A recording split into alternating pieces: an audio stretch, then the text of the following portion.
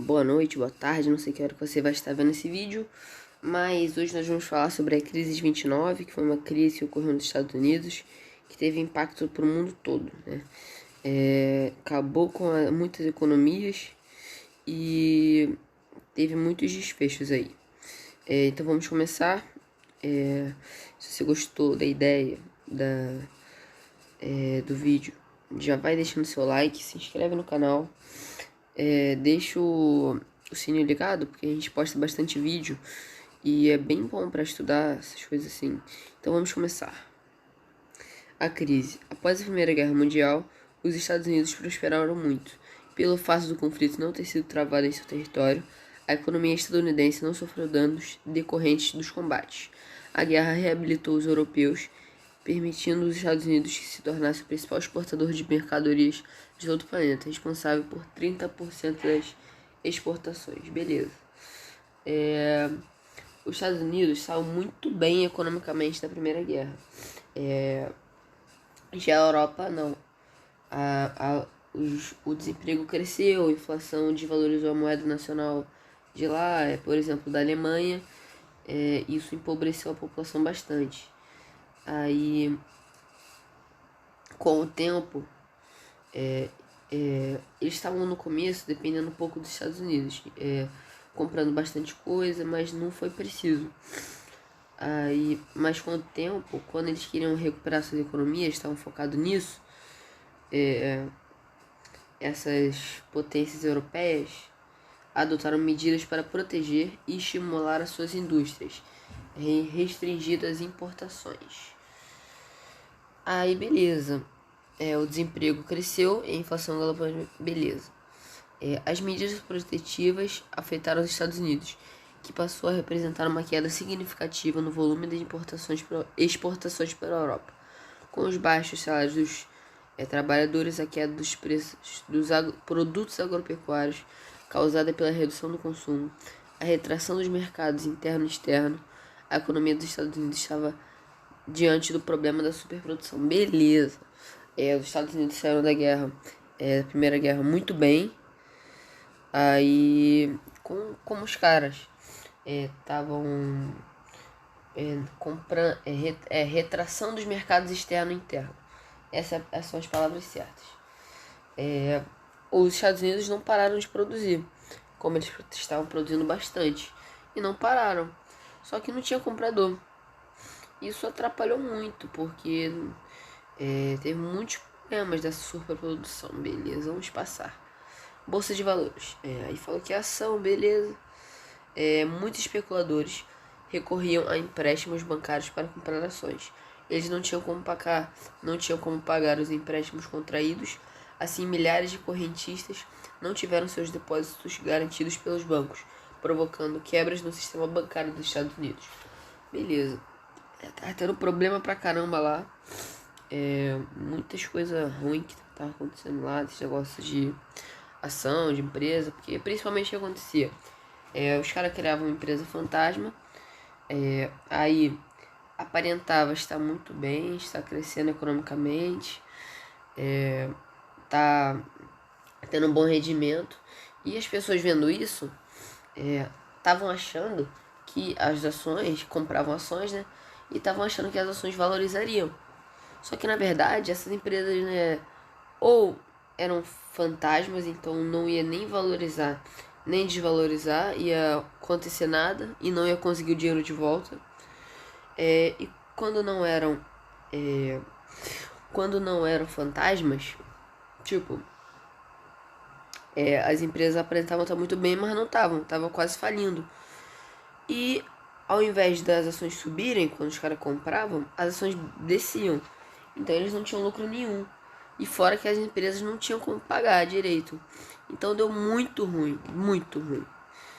Além de que muitas empresas fantasma colocavam suas ações à venda, aparentando estar prosperando, mas na verdade não tinham como pagar ações e muitos perderam dinheiro assim, beleza. A falta de fiscalização do governo, isso com essas empresas fantasmas. Se o governo fiscalizasse mais, tivesse algo melhor assim, seria muito melhor Porque muitas pessoas iam saber que essa empresa é fantasma, essa empresa está falindo. E não ia perder tanto dinheiro por coisa boba até. A falta de fiscalização do governo, a superprodução e a falta de compradores para os produtos produzidos foram as principais causas para a crise de 29. Então foi uns bagulho brabo aí que aconteceu.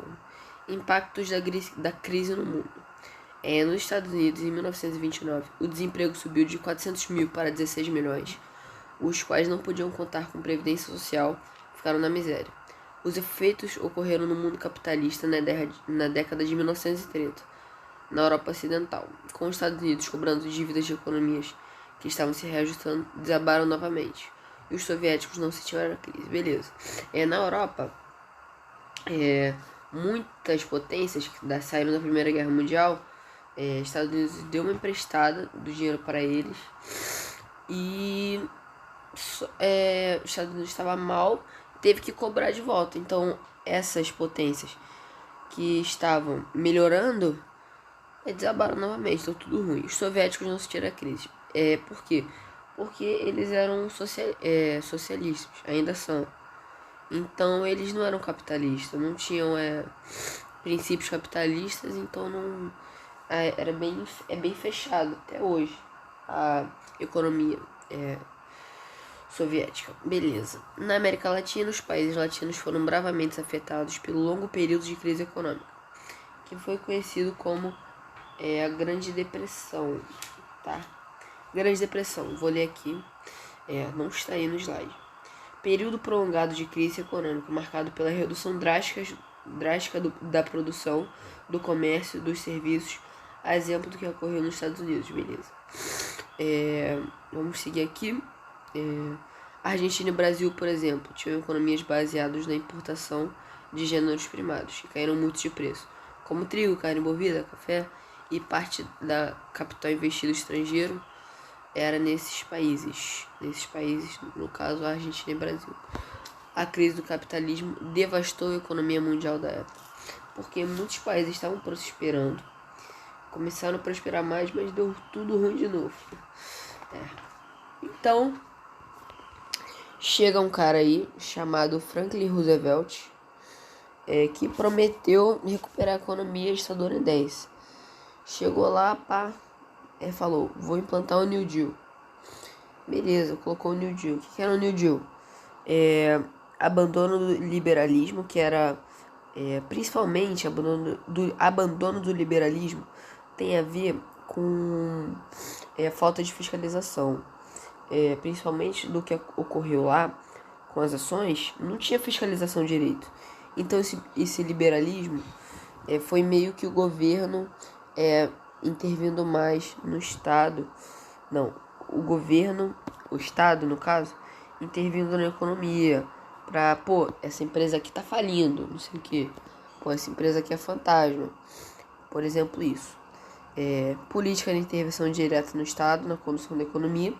Suas linhas de atuação eram na agricultura, indústria e no emprego. Na agricultura, limites à produção, recuperando preços, incentivando as exportações, juros mais baixos, nacionalização de empresas em dificuldades. Na indústria, esses juros mais baixos eram para pessoas, por exemplo, eu quero criar uma empresa, mas eu não tenho 50 mil para criar uma loja. Aí eles pediam juros não, o governo emprestava dinheiro a eles, só que os juros não eram tão altos como normalmente eram. Então isso incentivou as pessoas a cada vez criarem mais empresas, criarem lojas, coisas do tipo assim. Emprego, jornada de trabalho semanal diminuída, salário mínimo fixado, programa de... escrevi tudo errado aí, né? Programa de construção de obras públicas, criando postos de trabalho. Não está aí no slide, mas eu vou ler aqui. A recuperação da economia foi financiada com dinheiro público, obtido com aumento de impostos. A taxação dos cidadãos mais ricos foi o mecanismo escolhido pelo governo. É só uma boa ideia, porque quanto mais dinheiro você tem, tipo, 100 reais para algumas pessoas é muito, é demais. 100 reais para alguém não é nada. Então isso é um negócio assim que fica bem aparente.